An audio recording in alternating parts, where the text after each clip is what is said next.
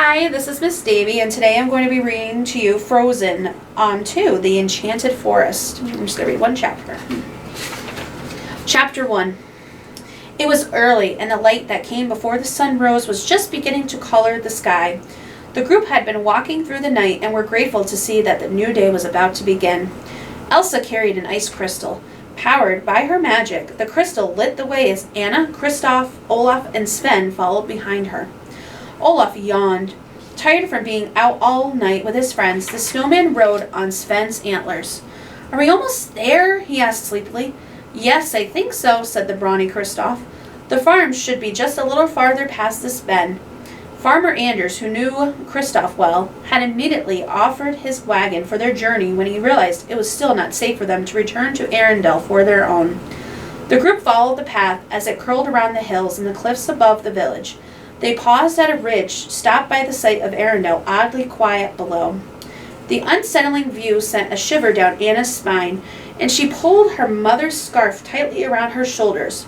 In that moment, the young princess was especially grateful to have it. The treasured scarf always seemed to give her a warm wave of comfort. "It's so eerie," said Olaf, staring down at the deserted kingdom. They all agreed. It was strange seeing Arendelle so lifeless. It seemed like only moments before, instead of hours, that an unseen force had driven the terrified villagers out of their homes and up to the cliffs. The villagers could not return until they figured out what was going on. Right now, it was far too dangerous. "So, is the kingdom still a kingdom without anyone in it?" Olaf asked.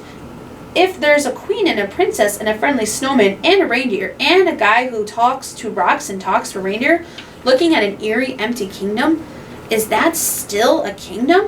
I'm beginning to feel extremely uncertain about reality." "Don't worry, Olaf," said Elsa. "The queen Olaf had mentioned. I'm going to fix this and everyone will be able to go home. Arendelle will be just fine." Elsa kept walking, looking out into the distance. She turned to Kristoff. "Is that the farm?" He caught up to her, nodded, letting out a small sigh. "A bit farther than I remembered, but yes, that's it."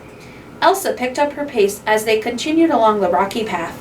Although she appeared calm, she was eager to get all that they needed and begin their journey. It wasn't only about fixing everything for Arendelle and the kingdom's people. There was also the voice. It had started as a whisper, a single note of song that she could never quite pinpoint.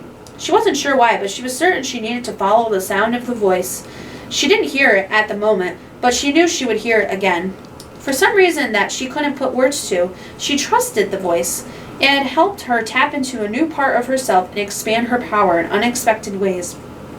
She wondered if there was even more for her to discover.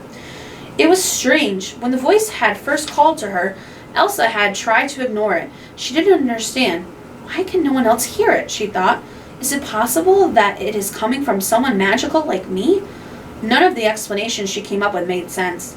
So Elsa tried to convince herself that she imagined hearing it, or that the voice was just inside her head. But it had continued calling to her at unexpected moments, begging her to find it. Earlier that night, the voice had awakened Elsa from her sleep.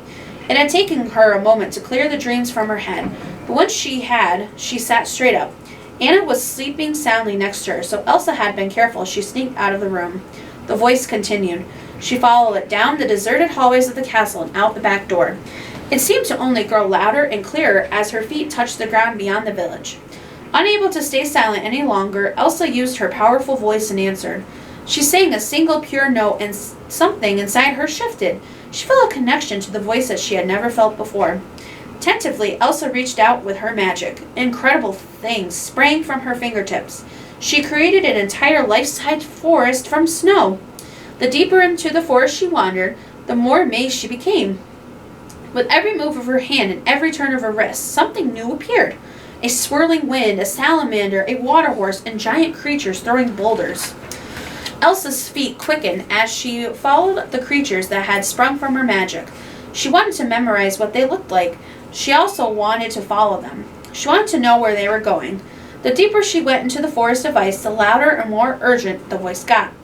Elsa knew something was about to happen, but she had gone as far as she could. The deep waters of the fjord stood before her and kept her from reaching the voice. Elsa refocused her magic and created a wedge of ice on which she could move out over the fjord. She continued until something told her she had gone far enough. As the voice began to fade, Elsa reached out for it, trying to bring it back. She stood looking up at the sky, her arms at her sides, and released all her energy into the air. This caused a shockwave to blast across the fjord and turn the air's moisture into ice crystals. The crystals spread out as far as she could see, hovering in place like frozen raindrops. She couldn't hold back a smile when she realized the crystals were the result of her magical power.